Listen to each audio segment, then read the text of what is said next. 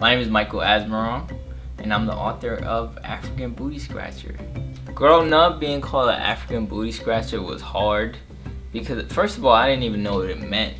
I just knew they was using it, to make fun of me, and they used to always tell me like, go back where you come from and don't, bring any AIDS. And I remember when the commercial used to be on TV about, them starving kids, they'd be like, oh Mike, I just saw your family on TV, and that was like the hardest time in my life because I didn't have any friends, and then the people I had at home, my older siblings, they didn't really understand because they was older. So kids are more cruel when they're like much younger, so they was much older, so they didn't really experience most of the stuff I experienced. And then my mom, she was an African mother, and African mothers are,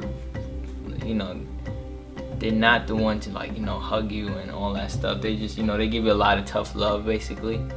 And from there I had to learn to really build a thick skin, because all throughout life you're gonna have a lot of obstacles and people making fun of you and all that stuff. So how you rebound and what you do when people make fun of you, that's gonna define truly what your character is. People should read this book. Well, first, it's hilarious. It's probably one of the best books you'll read. And not because I wrote it, but it probably will be one of the best books you read. And you should read it just to get some background of like what it's like growing up as an immigrant. Right now, there's a lot of light that's shined on immigrants because of the new president and all that stuff. And growing up immigrant in America is very hard. When you're not in America, everybody tells you how great America is, and they never really tell you all the struggles that you're gonna face.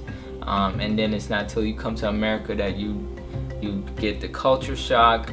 You don't get all the opportunities in life just because you're an immigrant.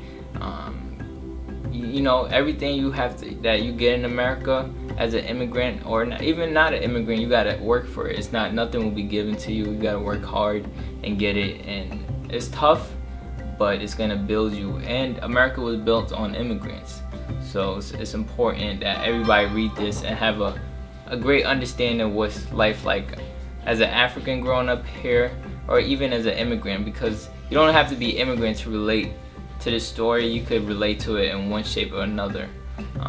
So it's gonna be a great read. I can't wait for you guys to read it. Writing my first book, so it was tough. When I started writing my book, it was actually right after my mom passed away. My mom passed away due to breast cancer, and it was so hard when she left, because I felt like when she left the world, while she was still watching over us and stuff like that, nobody really got a chance to see how great of a woman she is.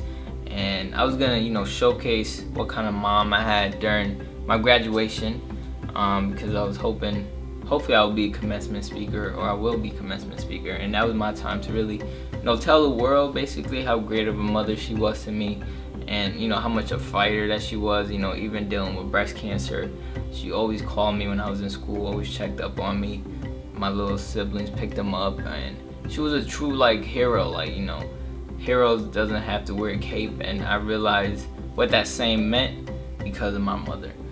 So yeah, when my mom passed away, I was just like, I need to have a way to really showcase how my life was growing up, and how everything that she did attributed to my success that I have now.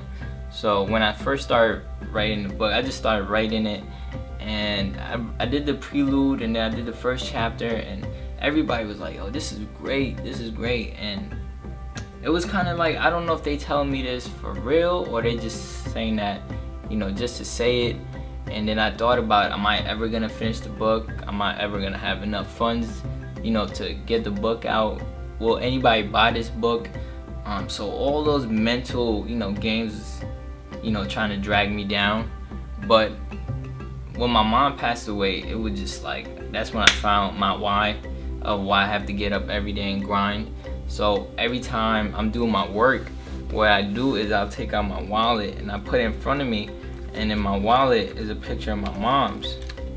So I'll be typing, and my wallet will be in front of me, and I just write, and from chapter to chapter to chapter, getting it edited, just fixing this and that.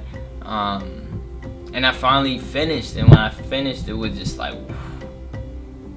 I can't believe I did it. And it's still surreal to me.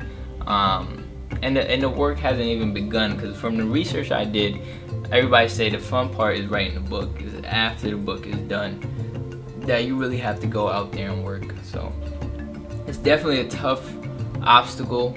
I feel like everybody should, try it. Everybody has a story to tell. What happens is everybody's scared of the doubts, and once you get over your fears, then you start really seeing what you're about, basically. So African booty scratcher. So if you don't know what that term means, it's gonna like catch you off guard. You might laugh. You might be like, what is this guy talking about? But it's a term that was used to to really put me down growing up, and put a lot of Africans growing up, or people that even looked African growing up. So now I'm just using it in a way to educate people, to tell people how how we felt growing up, and how we felt we was ostracized because we was African, and it was just so brutal.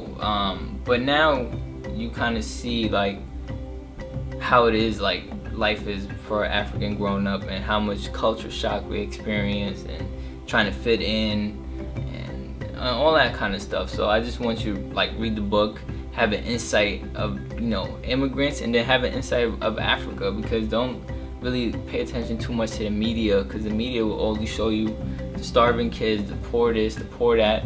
But Africa is one of the most beautiful places on earth.